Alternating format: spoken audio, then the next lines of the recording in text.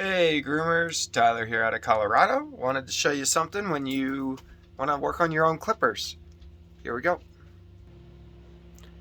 So this is a Andis 5-speed. Let me just wipe off the lens real quick. This is the Andis 5-speed, and the last person to work on it kind of just shoved this cord in there. You can see it's been like crushed around the edges there. And now it's ripped. Like the part where it should have been is ripped off. So the cord still works, but it's not going to stay in there. And who knows how long until these wires break.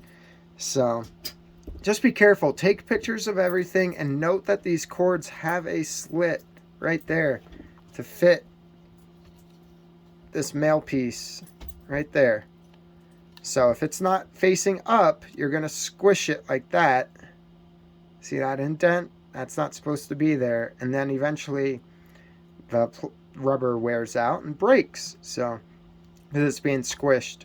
So yeah, just wanted to show you that. These cords are very expensive if you can even find one right now. So be careful. Take pictures when you're taking apart your clippers. Watch one of these videos. And good luck.